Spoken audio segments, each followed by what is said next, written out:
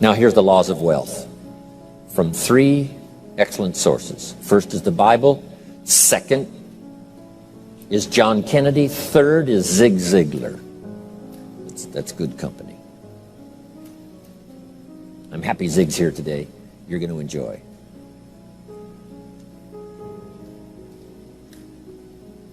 The wealth formula. Okay? First, I've already quoted from the Bible. He that wishes to be the greatest, find a way to serve the many. So that's the first key to the wealth formula. Service to many, finding a way. Now, some may have a wish to serve many, but you need a way. So you keep searching till you find a way, because if you search, you will find a way to serve more and more so that your life will be greater and greater. The second, John Kennedy's inaugural speech. Here's what he said. Don't ask. Don't we wish that was the current political philosophy? Where is John Kennedy? John Kennedy said, don't ask what the country can do for you. No matter how poor you are. Don't ask. That's not how you get trophies to put on the mantle above the fireplace. That's not how you become wealthy and rich. That's not how you have abundance. Don't ask what the people can do for you. But, he said, ask, what could I do for my country? What could I do for my neighbor? What could I do for the people in my community? How could I serve more than myself? Ask what you could do for your country. And some people have found out a way to serve the whole country. Some find a way to serve a limited piece of the country. Some find a way to serve a few right around their neighborhood. Some find a way to serve working on a job, rendering a service. But that's the key. Don't ask what they can do for you. Ask, what could I do for them? Why? Asking, what could I do, and beginning the process starts wealth moving in your direction. Key phrase, whatever you move toward tends to move towards you. If you move toward intelligent, it seems now to move towards you. God says, you move toward me, and I will move toward you. You take human steps, I take God's steps, I get there very quickly. Whatever you move toward, if you move toward success, success seems to start coming your way. So figure out what you could do to make the move, to begin the early qualifications, and then sustain the qualifications, and success is yours, and health is yours, and all valuable things are yours.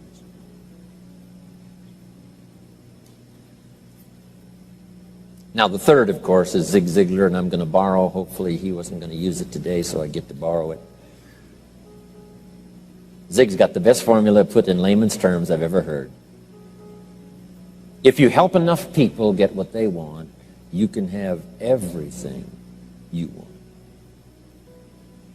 Help enough people get what they want, you can have everything you want. When I first heard that, I underlined the word everything. And guess what I did? I went for it. If you help enough people get what they want, you can have everything you want. Here's another way to put it. If you help enough people get what they need, you can have everything you need. So you don't supply your need by concentrating on your need. You supply your need by concentrating on the answer, by the deserving, helping enough people. This weekend is another part of my life. Sharing, helping, translating my experiences by the best language I can choose, as awkward as it sometimes seems. Words are clumsy sometimes when you try to express what's going on in your head, let alone your heart. But I'm going to struggle best I can these days with the English language, trying to make it valuable to all of you. Okay. Now, start a little subject called personal development. As you know my story, I met someone when I was 25 years old. His name was Earl Schoaf, who dropped into my life at an extraordinary time. So, key phrase, timing has a lot to do with it, and who knows, part of the mystery of time, the timing. Part of the timing one I just had that experience that I've shared in other seminars when the Girl Scout knocked on my door. And I walked to the door, and she gives me the big pitch on the Girl Scout cookies, best organization in the world for girls. Got several flavors, time to buy the cookies, only $2. And with a big smile, she very politely asked me to buy. No problem, I wanted to buy. Big problem, I didn't have $2 in my pocket. And I didn't want to tell her that. So I did what I thought was next best. I lied to her. And I said, hey, look, I've already bought plenty of Girl Scout cookies. We've still got plenty in the house we haven't eaten yet. She said, oh, that's wonderful. Thank you very much. And she leaves. When she leaves, I say to myself, I don't want to live like this anymore. I mean, how low can you get lying to a Girl Scout? I mean, that's low down. I told myself that day, this will never happen to me again. One of those experiences. It's called like life-changing. I said, I'm going to search till I find better opportunities so my pocket won't be empty and the bank account won't be empty and I won't be so far behind on my promises to my family. And it was shortly after that I meet Earl Schoaf, who taught me how to be wealthy, who taught me how to change my life. So who knows what the connection is, right? Someone says when the student is ready, the teacher will appear. You know, I don't know all the mystery of that. But anyway, it seems like some of those things uniquely happen. But it was Mr. Schoaf over a 5-year period before he died at age 49 who taught me some extraordinarily simple things. He only went to the 9th grade in school, never finished high school, never went to college, never went to university. So he put his ideas and his experiences in very simple language, which I think for me, you know, a kid from the farms of Idaho, that simplicity was so important. Because if it would have been technical, I'd have missed it. If it would have been mystic, I would have, backed away. But it was just basic, blunt, ABC, familiar stuff that I hadn't thought of before. And he did start to remind me, and those ideas changed my life. Mr. Schoaf was the one when I said, this is all they pay. He said, you've been working 6 years, Mr. Rohn, how come you're not doing better? And I said, this is all the company pays. He says, well, that's not true. I said, no, this is my paycheck. This is all the company pays. He said, no, this is all the company pays you. I thought, that's a new way to look at it, right? He said, doesn't the company pay 2, 3, 4, 5 times this amount to other people? I said, well, yes. He said, well, then this is not all the company pays. It's all they pay you. And if you qualified, wouldn't your income grow 2, 3, 4, 5 times? I said, I suppose. So he said, we don't have to work on the company. We have to work on you. See, that was the beginning of what he called the phrase personal development. I told him things cost too much. He said, no, you can't afford them. I thought, well, that's a new concept. I hadn't thought about that. We put some of the valuable things on the high shelf, so you can't get to them until you qualify. If you want the things on the higher shelf, you got to stand on the books you read. Every book you read, you get to stand a little higher so you can get the things on the higher shelf. See, I learned those concepts. It was so incredible. And here was the most important one. Success is something you attract by the person you become. See, that phrase changed my life. Success is something you attract by the person you become. Success is not something you pursue. It's like chasing a butterfly. You can't quite catch it. Success is something you attract by becoming an attractive person. See, those were new concepts to me. I'm just working hard trying to make a living. Here's what he said to me. This changed my life. I got a chance to teach this in Moscow and across Russia. 3 visits, now the 4th. Here's what Schoaf taught me. Profits are better than wages. Nobody taught me that in high school. Nobody taught me that. I went to 1 year of college. Nobody taught me. Profits are better than wages. Wages make you a living. Profits make you a fortune. And how could you work on both a living and a fortune? He said, well, you could start part-time working on your fortune while you're working full-time on your living. I thought, wow. Now, he said, it's fun to get up in the morning. Not just getting up, go to work to pay the rent, but but to get up to go to work to make a fortune. First, to make a living for my family. Second, to make a fortune. And he taught me how to make both a living and a fortune. Guess what I did? I learned how to make both a living and a fortune. And I found out anybody could do it once they get the information. And at age 25, I started receiving this extraordinary information. Here's what he said: your income is directly related to your philosophy, not to the economy. I thought, no one ever told me that. I kept hoping the economy would change. He said, no, your philosophy has to change. I assured him that I had my fingers crossed. He said, that won't help. Then what could I do to change my income and multiply it by 2, by 3, by 5, by 10, and then multiply it by 10 again? What could I do? And he started giving me the disciplines and the process of learning the skills to change my life. This was an extraordinary man. Those were extraordinary times for me, life-changing in every manner that you can imagine, but very simple ABC concepts. Here's what I learned: not to search for the exotic until you've discovered the basic. And those basic philosophies that he shared with me during that time were life-changing, and he called it personal development. Now, in the understanding of personal development, let's go through it quickly, some notes before we take our first break. If you're okay, say, I'm okay. How many of you have 1 page of notes already? 1 page, good. Okay, jot these ideas down. First, for personal development, we must understand the law of the seasons and the lesson of the seasons, which prompted that first book. The first book of mine, Seasons of Life. Here's the phrase: life in business is like the changing seasons. Frank Sinatra used to sing, life is like the seasons.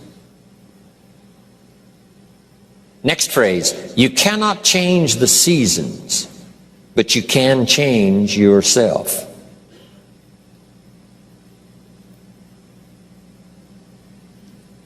The seasons are set. As soon as we arrive on this spinning planet headed somewhere, that's the question to ask. What is the setup? First, so I can survive. Second, so I can succeed.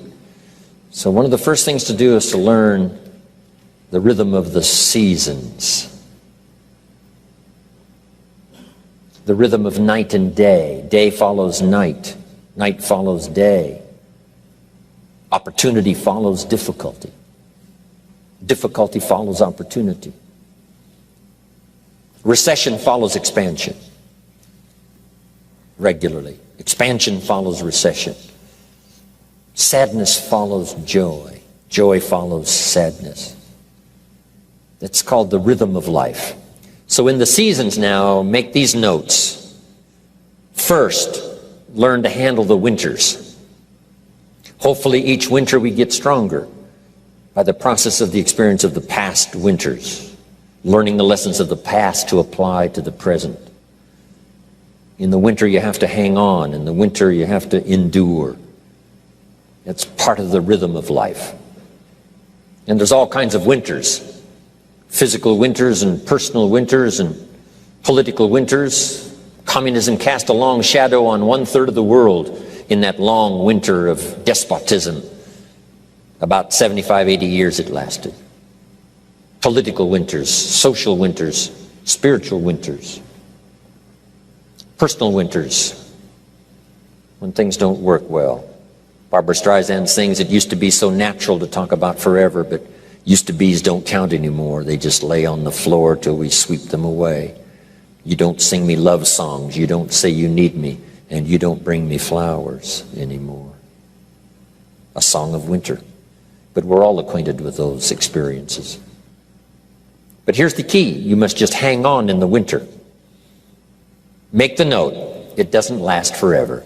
Some winters seem longer than others. Some winters seem tougher than others. Some winters are more critical and crucial than others. But here's the note. They will pass. The night can only be a few hours. As far as we know, there's never been a double night. And the whole key to this is, surely you can make it just a few hours. Hang on. Whether it's playing a game or whether it's an enterprise, the winters do come. Mickey Mantle, my hero back in those days of the Yankees. Wow. He used to get in the batting slump. It was tragic to watch. This is the home run king.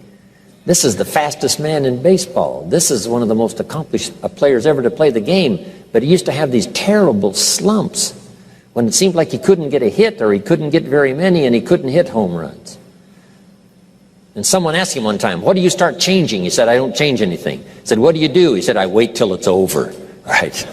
You just keep swinging and you just keep hanging in there until finally it passes. Maybe you need a little touch of refinement, but for the most part, here's what you have to do. Endure.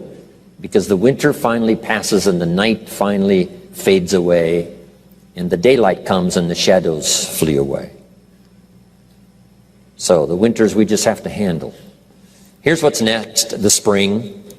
Spring always comes. Opportunity follows difficulty. Day follows night. Here's what spring is called, opportunity. Spring is not a guarantee. It's guaranteed to come, but it's not spring that guarantees the harvest. Here's what you must do. Use the spring to your best advantage. And you've got to hurry because spring is usually not very long. The short season of spring reminds us of urgency. If you want a full harvest, come harvest time, you've got to take advantage, but you must do it quickly. Spring is the opportunity to meet someone. Sometimes you have to do it quickly. Here's a person, you say, it'd be nice to meet that person, but before you get a chance to say hello, they're gone. In space language, we call it window of opportunity. If the rocket doesn't launch and if the spacecraft doesn't go in an appointed time, it's got to wait for another cycle of times. If you don't get it planted this spring, you've got to wait for another cycle of seasons before you have another chance. So, the urgency of spring. Life is brief, so take advantage of every spring you can get for your lifetime. The Beatles wrote, life is very short. And for John Lennon, it was extra short. For Michael Landon, it was extra short. For my dear business colleague, Mark Hughes, it was extra short. He died at age 44. So, it's brief. Bill Bailey reminded me, it's easy to say I've got 20 more years. But here, that sometimes fakes you out, saying I've got 20 more years, meaning it looks like you got a lot of time. But here's what he said, if you go fishing once a year, you've only got 20 more times to go fishing. Not 20 years to go fishing, 20 times. So you've got to make each time count when the opportunity comes, each time. So take into account the brevity of life. My father lived to be 93, but it seemed so short. I kept asking for another 10 years, another 10 years, and finally, it ran out. But 93 is not bad, but it still seemed short. So it is short. So pick up the urgency of spring now. Knock on every door to find the opportunity. Search and search till you find answers for your future. And do it quickly, because spring is short. What if you asked a farmer to go bowling in the spring? He would say, insanity. You can go bowling in the winter, but you can't go bowling in the spring. Good note to make. What to do in springtime.